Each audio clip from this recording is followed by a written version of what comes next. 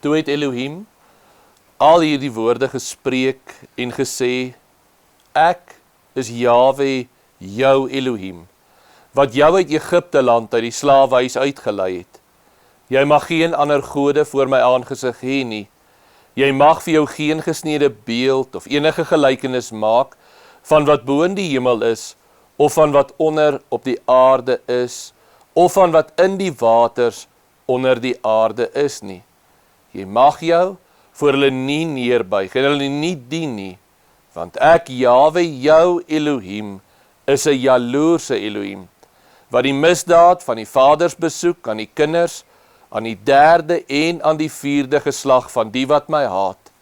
En ek bewys barmhartigheid aan duisende van die wat my liefhet en my gebooie onderhou. Jy mag die naam van Jahwe jou Elohim nie ydelik gebruik nie, want Jahwe sal die een wat sy naam ydelik gebruik nie ongestraf laat bly nie. Gedenk die Sabbatdag dat jy dit heilig. 6 dae moet jy arbei en al jou werk doen, maar die 7de dag is die Sabbat van Jahwe jou Elohim. Dan mag jy geen werk doen nie. Jy, of jou seun, of jou dogter, of jou diensknegt, of jou diensmaagd, of jou vee, of jou vreemdeling wat in jou poorte is nie. Want in 6 dae het Jahwe die hemel en die aarde gemaak, die see en alles wat daarin is, en op die 7de dag het hy gerus. Daarom het Jahwe die Sabbatdag geseën en dit geheilig. Eer jou vader en jou moeder, dat jou dae verleng mag word in die land wat Jahwe jou Elohim aan jou gee. Jy mag nie doodslaan nie. Jy mag nie egbreek nie. Jy mag nie steel nie. Jy mag geen valse getuienis teen jou naaste spreek nie. Jy mag nie jou naaste se huis begeer nie. Jy mag nie jou naaste se vrou begeer nie, of sy diensknegt, of sy diensmaagd, of sy os, of sy esel, of iets wat van jou naaste is nie. Ons wonderlike Vader, dankie dat U liefde in ons harte kom uitstort, wat hierdie woord volbring. En so dikwels wanneer ons wel struikel, is U deur die liefde daar om ons terug te bring. En daarvoor eer en dank ons U in hierdie môre, want Vader Jahwe, niks daarvan verdien ons nie, dit is genade op genade. Dat ons U kinders mag wees, dat ons U mag ken, dat ons U mag lief hê, dat U self aan ons openbaar, en dat U ons elke dag vorm en maak na U welbehae. En soos Jeremia ook dikwels sê, wanneer daar die pottebakkersklei klei misluk, dan vat U daar dieselfde klei en vorm en brei dit weer tot verheerliking van U wonderlike naam. En dit is ook ons gebed vanmôre wanneer ons so saamkom, dat U woord ons sal brei en sal vorm na U wil en U welbehae. Word dan verheerlik in ons samesyn vanmôre, ons bid dit in Yeshua se naam alleen. Amen. U kan gerus sit.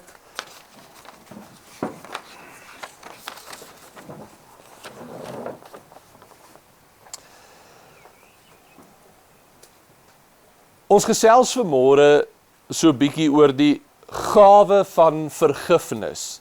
Die gawe van vergifnis. Nou voordat ons so toe blaai, wil ek gou vir u vra. Daar is een boek in die Bybel waar die hele boek gaan oor een beginsel, vergifnis. En ek is redelik seker dat dit ook 'n boek is wat die minste gelees word. Van watter boek praat ons? As ons sê dis 'n hele boek gaan oor vergifnis, en dis 'n boek wat amper nooit gelees word nie. En dis iets wat, en dis ook een van die kortste boeke in die Bybel.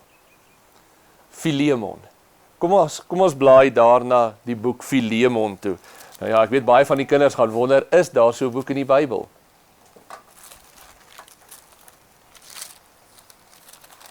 Net na Titus, net voor Hebreërs is die boek Filemon, die brief van die apostel Paulus aan Filemon. En hierdie hele boek handel oor 'n gebeurtenis waar vergifnis sentraal staan. Ons begin lees vanaf vers 8 af. Daarom, al het ek baie vrymoedigheid in Messia, om jou te beveel wat betaamlik is, pleit ek liewer terwille van die liefde, ek Paulus as 'n ou man, en nou ook 'n gevangene van Yeshua Messia. Ek gaan nie terugkom hiernatoe, so ek noem dit vir u. Paulus is daar in huisarrest in Rome, en hy skryf hierdie brief aan Filemon. Filemon is 'n man in Kolosse, 'n vermoënde man in wie se huis die gemeente saamkom, maar hy het 'n slaaf gehad, en terwille van die kinders deel ek dit so lank, so wees sensitief daarvoor, met die naam van Onesimus. En hierdie slaaf het van hom af weggehardloop. En hierdie slaaf het, in sy weghardloop het hy gekom in Rome by Paulus, waar Paulus in gevangenis was. En daar het Onesimus tot bekering gekom. En so dan ook vir Paulus meegedeel alles wat gebeur het.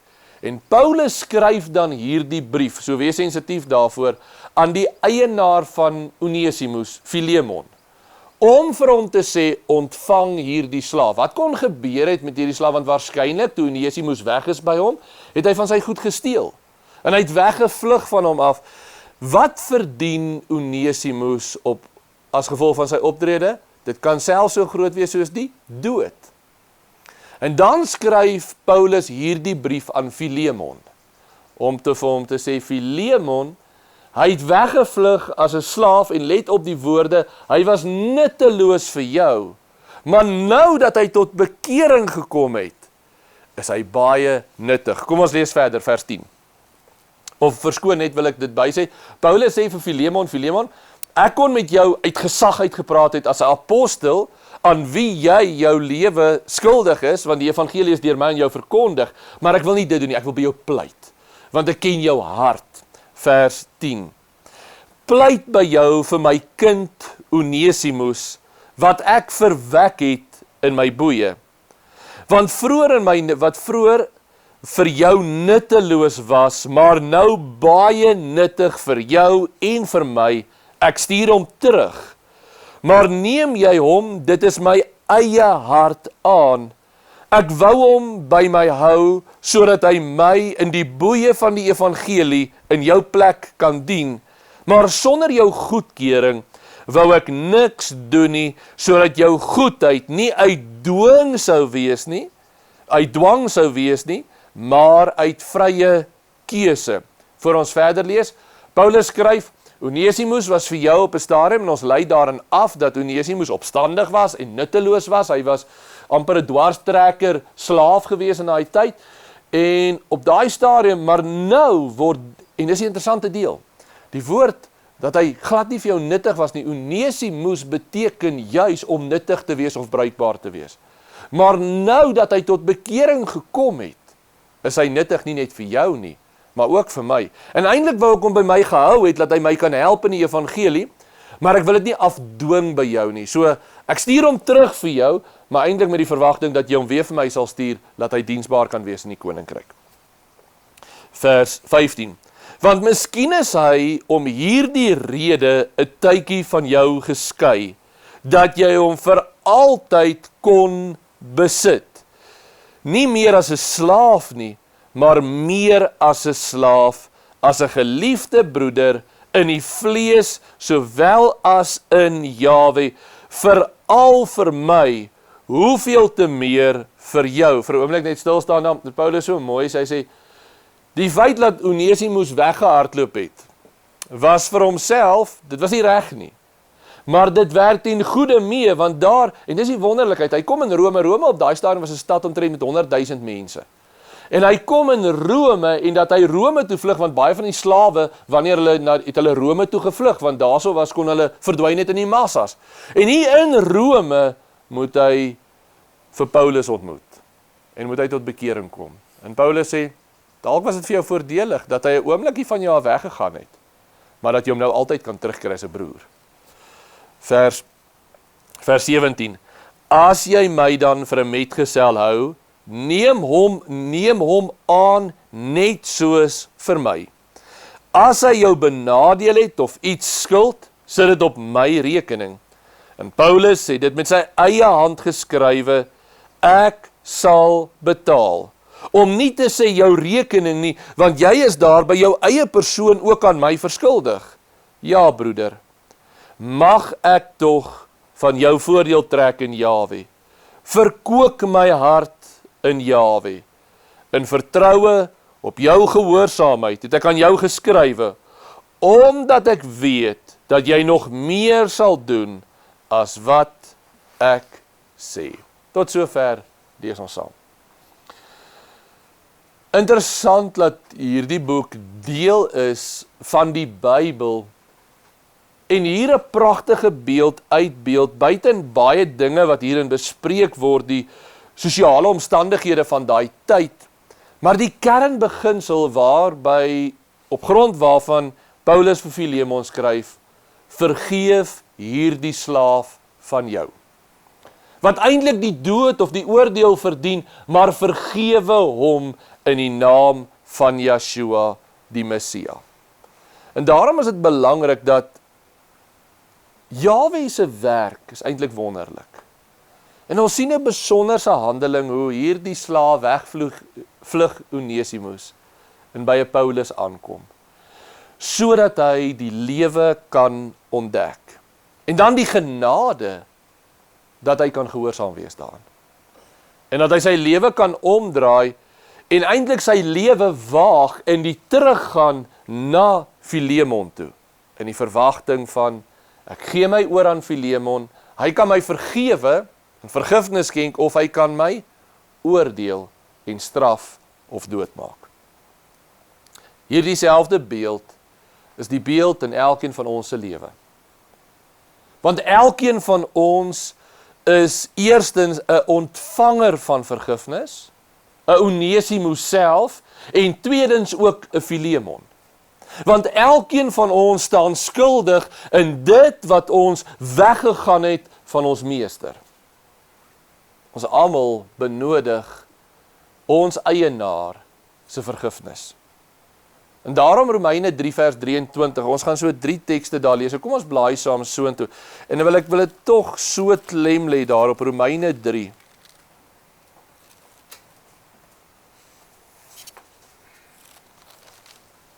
Vers 23.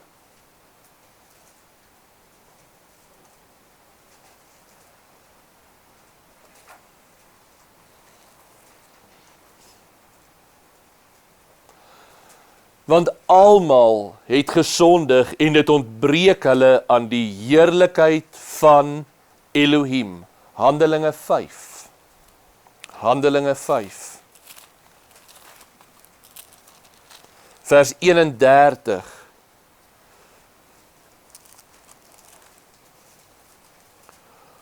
Hom met Elohim as leidsman en verlosser deur sy regterhand verhoog om aan Israel bekering en vergifnis van hulle sondes te skenk. Handelinge 13 vers 38.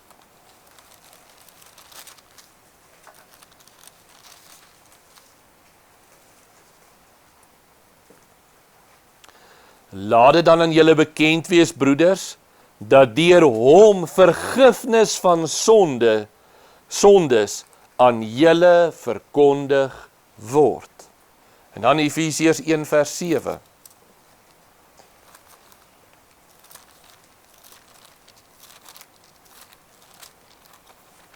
Efesiërs 1 vers 7.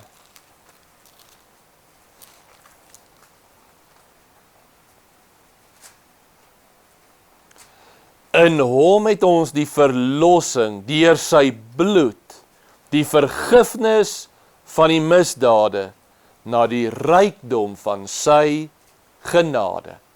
En die klem lê hier, die rykdom van sy genade. Want hoe groot is die vergifnis wat ons nie elkeen nodig het nie?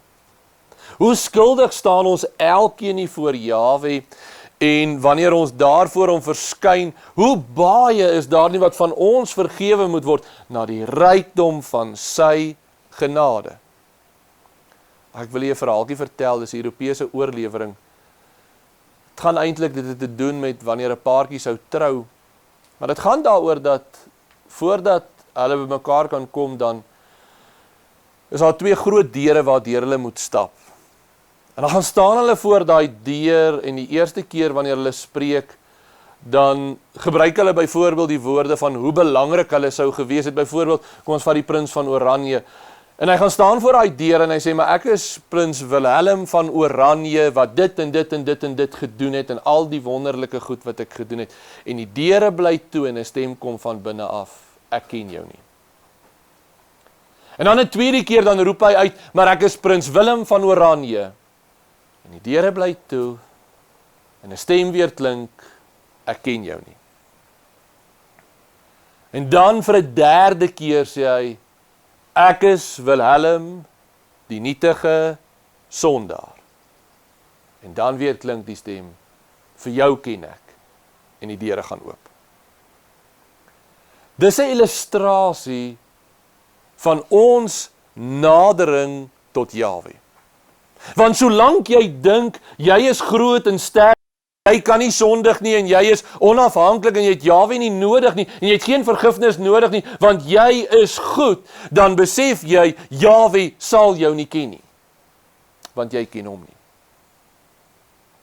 En dis eers, wanneer hy in jou hart werk, daardie absolute kleinheid, soos daardie tollenaar, wee my, ek wil nie eens my aangesig ophef tot Jahwe nie, want ek is 'n sondaar. Dis daai oomblik, wanneer Jahwe ons ken. En dis dan om soos 'n kindjie in die koninkryk van Jahwe in te gaan.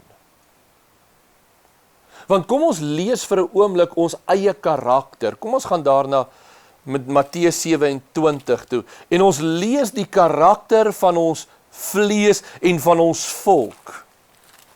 Matteus 27.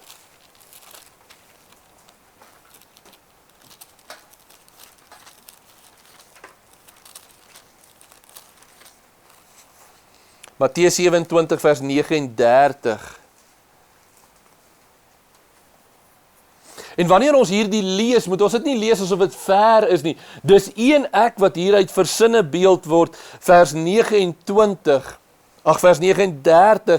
En die verbygangers het hom gesmaad, terwyl hulle hoofde skud en sê, u wat die tempel afbreek en in 3 dae opbou, red u self, as u die seun van Elohim is, kom af van die vloekpaal. En so het ook die owerpriester saam met die skrifgeleerdes en die ouderlinge gespot en gesê, ander het hy verlos, homself kan hy nie verlos nie. As hy die koning van Israel is, laat hom nou die vloekpaal afkom, en ons sal in hom glo, en hy het op Elohim vertrou, laat hy hom nou verlos, as hy behaag in hom het, want hy het gesê, ek is die seun van Elohim, en op dieselfde manier het die rowers wat saam met hom gevloekpaal was, hom ook beledig. Ons kyk so maklik daarna en ons sien, maar dis hulle. Dis ons eie volk. Dis ons eie volk wat daar geskreeu het, laat sy bloed op ons en ons kinders neerkom, en ons sien ons eie vlees in dit, absoluut geneig tot hierdie verwerping en opstand en selfsug en sonde wat in ons vlees wegkruip. En dan die woorde van Yeshua in Lukas 23 vers 34, vergeef hulle. Terwyl daai spot, en ek wil hê ons moet luister daarna, terwyl die volk daar spot en hoon, en nadat hulle hom gespoeg het en geslaan het en al hierdie goeders gedoen het, dan is sy stem, vergeef hulle, want hulle weet nie wat hulle doen nie. Dan is dit die maatstaf van vergifnis. Dan is dit vir een van my die standaard, die beginsel, dit wat ons werklik elke dag moet leef. Dan vervul hy die woorde van Jesaja 53 vers 12. Hy het sy lewe vir sondaars gegee, terwyl hy vir hulle gebid het. Terwyl hy hulle vloek en hulle oordeel en hulle banvloek dra, bid hy vir hulle. En dan word die woorde van Matteus 5 vers 44 werklik waar, julle moet vir julle vyande bid. Dan word dit 'n werklikheid, 'n realiteit, wat vir ons 'n voorbeeld word. Hoe maklik voel ons in ons vlees nie verontreg as iemand op my toon trap, of my 'n skewe woord toevoeg, of my hart groet, of iets aan my doen nie. Hoe maklik regverdig ons nie onsself en gaan sit op daardie troontjie en sê ek is sonder sonde en oordeel ander en kyk na ander se sonde en wys dit uit en sê kyk wat doen oom Charles. Kyk waarmee is Johan besig. En ons staan almal skuldig. En daar is nie een van ons wat hier kan sit en kan sê maar ek doen dit nie. Terwyl ons word geroep om na mekaar te kyk en Yeshua in mekaar raak te sien. Ons fout is, ons sien so maklik die onreg, die verkeerd, die teleurstelling, die tenakoming, dit sien ons raak, dit ken ons, dit onthou ons. Maar die mooi in ander, dit sien ons nie raak nie.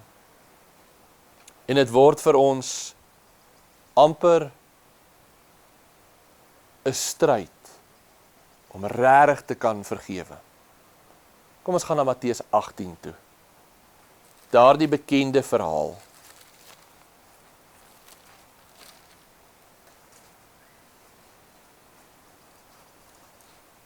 Matteus 18 vers 21.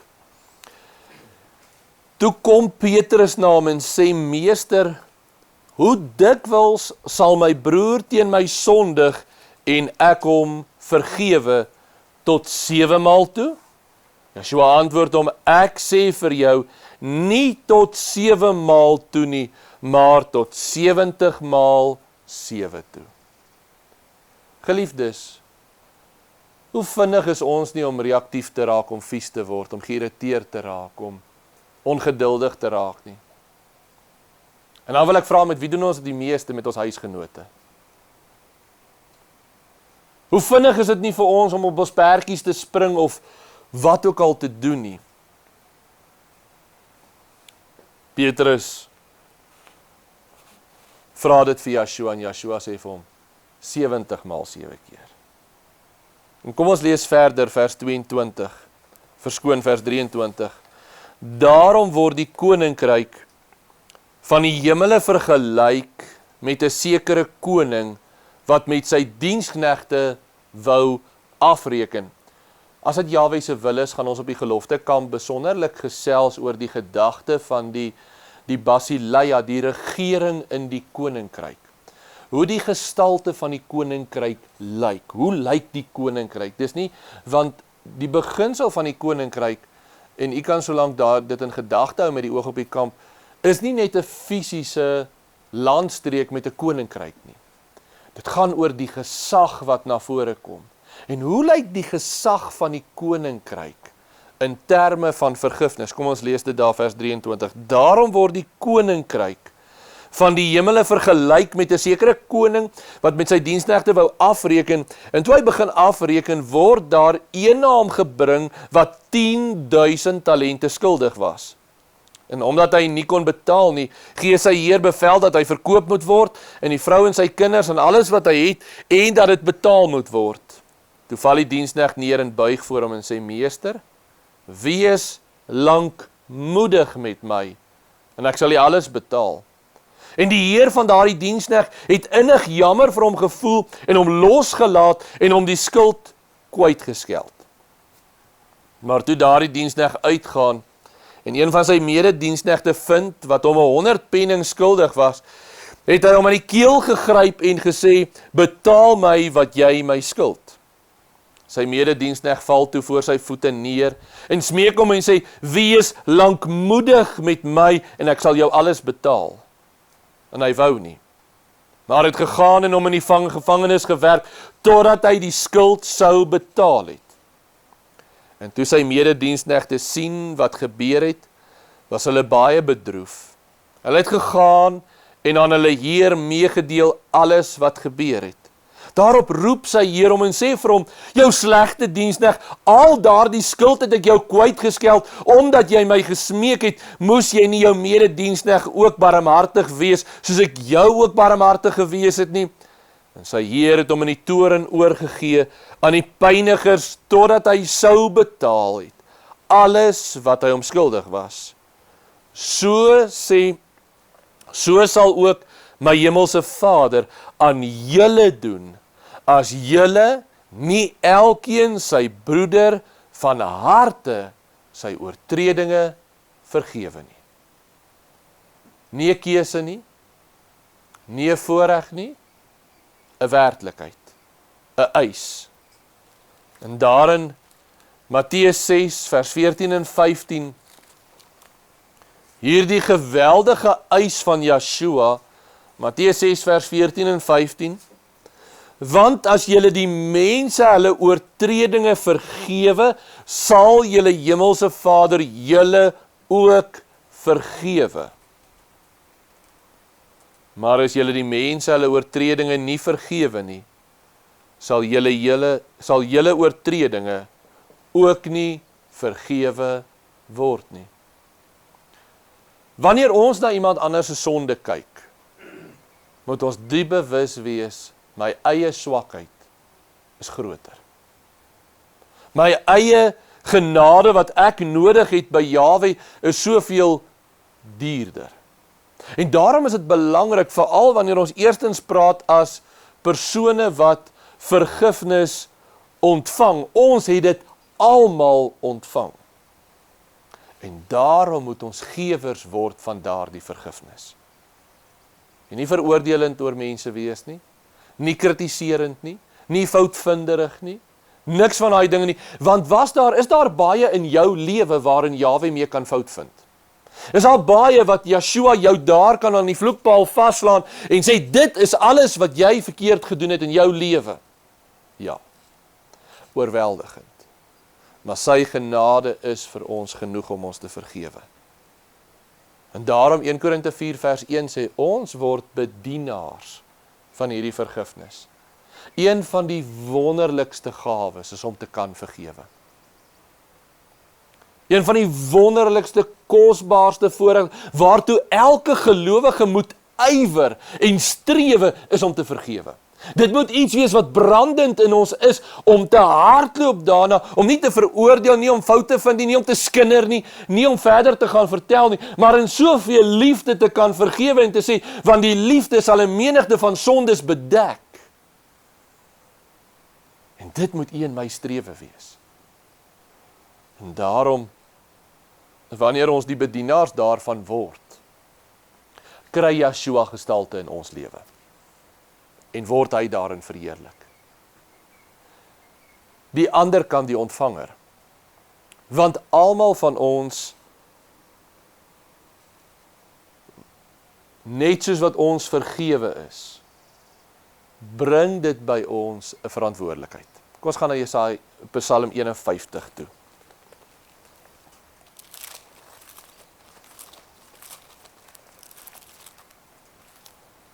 Net soos ons vergifnis ontvang het en dan gee, bring daardie vergifnis wat ons ontvang 'n geweldige verantwoordelikheid in ons lewens mee.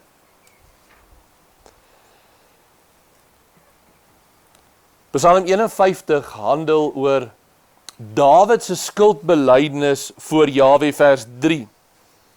Wanneer u en ek oortree en self skuldig staan en vergifnis nodig het, wees my genadig, o Elohim, na u goedertierendheid, delg my oortredinge uit, na die grootheid van u barmhartigheid, was my heeltemal van my ongeregtigheid en reinig my van alle sonde. Geliefdes, vir 'n oomblik wil ek hê u moet opkyk. Is daar regtig in ons harte berou oor alle sonde? Nie net sondes wat wat anders sien, of wat bewus word, of wat ook al nie, maar is daar in ons harte berou oor alle sonde in my lewe? En wanneer daar berou is, dan bring dit verandering, dan bring dit, wanneer ek daar voor Jahwe staan, ek sê, Vader, ek het hierdie negatiewe gedagte gedink oor iemand, dan vra ek, Jahwe, help my om boos, en dat ek vir daardie persoon bid. Wanneer ek iets kwaads gesê het van iemand anders, Jahwe, vergewe my asseblief, ek wil hierdie persoon seën, ek wil hom nie veroordeel nie, ek wil nie fout vind nie. Vers 9, ontsondig my met hyssop, dat ek kan rein wees, was my, dat ek witter kan wees as sneeu. Voor ek verder gaan, by elkeen van ons moet daar die begeerte wees, om elke sonde wat in ons lewens teenwoordig is, voor Jahwe te openbaar. Dan moet die begeerte by ons wees om alles, want sonde vind so maklik vatplek in jou lewe, en jy maak so maklik vrede daarmee. Dis maar net, ek is 'n reguit mens, ek word maar kwaad, ek sê wat ek wil, ek praat soos wat ek wil, ek doen soos wat ek wil, en daai sonde koester jy, en ons het in die verlede al gesê, die ergste en die oortreffende trap, is wanneer jy jou sonde regverdig. Moenie jou sonde wegsteek en jou sonde regverdig nie. Gaan lê dit voor Jahwe. Psalm 32 het so mooi gesê, toe ek my sonde bedek het ek my ingewande uitgeteer. Jy kom dit nie eens noodwendig altyd agter nie, maar jy ly soveel skade. Maar tot ek dit u bekend gemaak het, sê Jahwe, vergewe my. En ek wil vanmôre vra van jongs af vir elkeen van ons. Kom ons leer om alles vir Jahwe te gaan oopmaak. Sê, Vader, van die geringste, ek was ongeduldig, tot die grootste ek het doodgemaak. Maar om alles voor Jahwe oop te maak, hy is genadig en barmhartig. Om as ons oortredinge te bely, 1 Johannes 1 vers 9, ons van alle ongeregtigheid te reinig. Vers 12, skep in my 'n rein hart, o Elohim, en gee opnuut in my binneste vir my 'n vaste gees. Vers 14, gee my weer die vreugde van die heil en ondersteun my deur u geweldige gees. Koning Dawid kan hier so mooi bid, Jahwe, maak my skoon, reinig my en heilig my, dat ek opnuut weer in u kan vreugde en blydskap vind. En ek wil, kom ons blaai na 1 Johannes 2, toe daar waar ons was.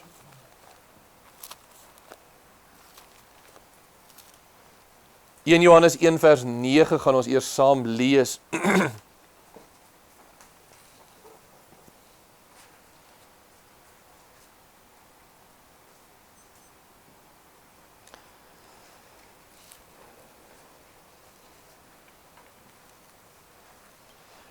En ek wil jy moet graag oplet na die fokus hier. Kom ons begin eers by die eerste beginsel. Struikel almal van ons wat hier is dikwels? Ja, maar wat is die belangrike deel om?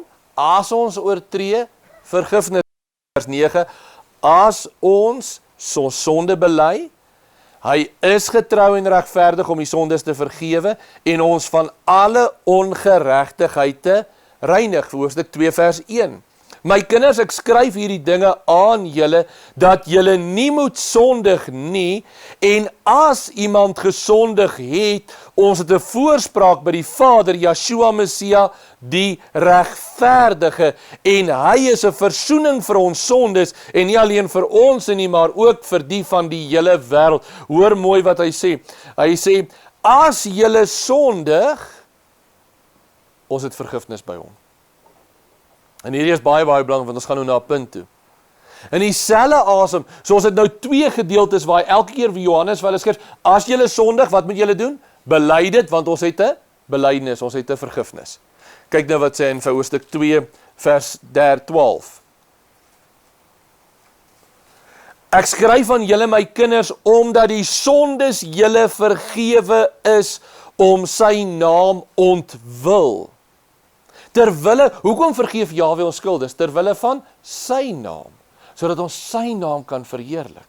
Vers 13, ek skryf aan julle vaders, omdat julle hom ken, wat van die begin af is. Ek skryf aan julle jong manne, omdat julle die bose oorwin het. En nou wil ek gou vir 'n oomblik stil. Beteken dit om die bose te oorwin, dat jy nooit sondig nie? Nee. Wat beteken dit? Dat jou sondes is vergewe, en jy kom tot bekering. Telkens.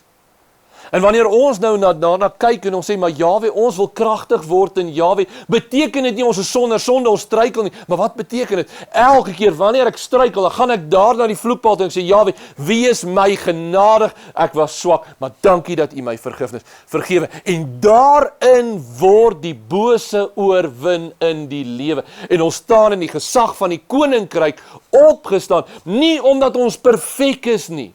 Watter een was Jahwe welbehaaglik? Daardie fariseer wat gesê het, dankie tog, ek is nie hierdie tollenaar wat al hierdie sondes doen nie, dankie tog, ek doen al hierdie goeie goed. Dit was Jahwe nie welbehaaglik nie, maar daai tollenaar wat daar gesê, Jahwe, ek is niks nie. Dit is die krag in die koninkryk. En die oorwinning oor die bose is nie noodwendig dat jy groot en sterk is nie, maar dat jy daar voor Jahwe staan in kleinheid en sê, Jahwe, ek het U nodig. Daarom kan Korinte 12 sê, my krag, en jy kan amper die krag van die koninkryk is sinoniem met die koninkryk. My koninkryk word in jou lewe volbring, wanneer jy swak is. Want dan is jy afhanklik. Ons leef in 'n wêreld, waar daar so maklik gesê word,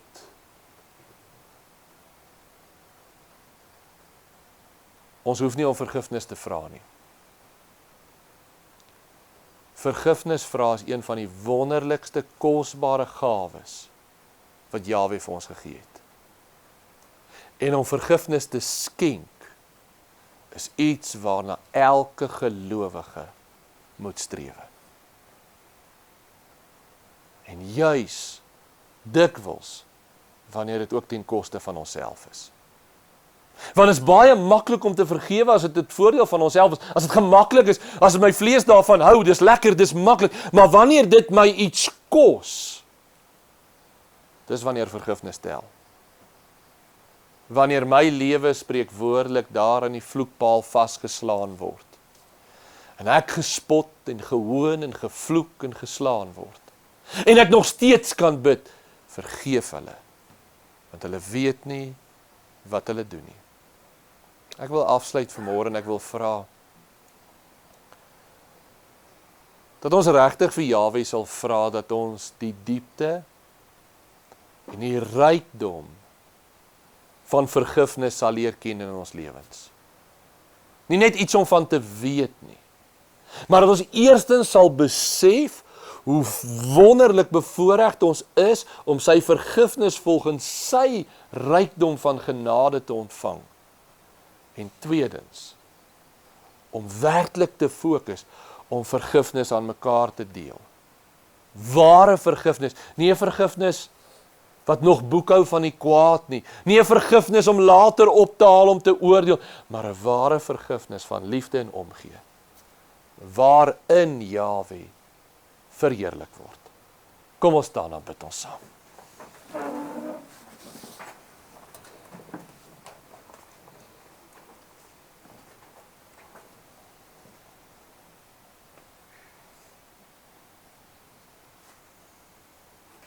Vader Jahwe,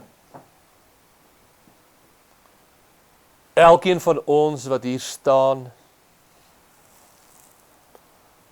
is soos Onesimus wat weggevlug het van ons eienaar af. Wat ons heil en ons vreugde gaan soek het op ander plekke. Wat U deur U volmaakte handelinge weer terugbring. En wanneer ons voor U kom staan, dan bely ons Vader Jahwe, ons behoort in totaliteit aan U.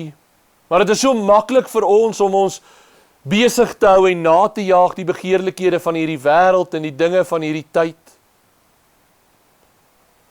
Maar ons kom staan voor U en ons sê, Vader Jahwe, onvoorwaardelik beroep ons op U genade. En ons sê vir U dankie dat U genade ons red, dat U genade ons nuut maak, dat U genade elke dag ons lewend maak, nie na ons prestasie of ons vermoë nie, maar dat die rykdom van U genade in ons lewe, en ons loof en ons dank U daarvoor elke dag, en help ons dat ons dit nooit van selfsprekend sal aanvaar nie, dat ons nooit sal net dink dit moet so wees nie, maar dat ons elke dag U sal eer vir U ryke genade, waarin ons tot U kan nader.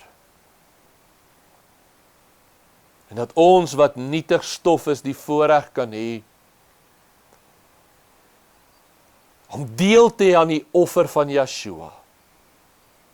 Daardie heilige volmaakte lam, dat ons sy liggaam kan simboliseer, dat ons dit eet en sy bloed drink as 'n getuienis, dat sy verlossing en vergifnis was vir ons. En Vader Jahwe, dat ons dan ook werklik sal word bedienaars van daardie genade, barmhartige vergifnis, wat ons so ryklik geskenk is. Al die lof, al die eer kom U toe. In Yeshua se naam bid ons dit. Amen. Jahwe sal ons seën en ons behoed. Jahwe sal sy aangesig oor ons laat skyn en ons genadig wees.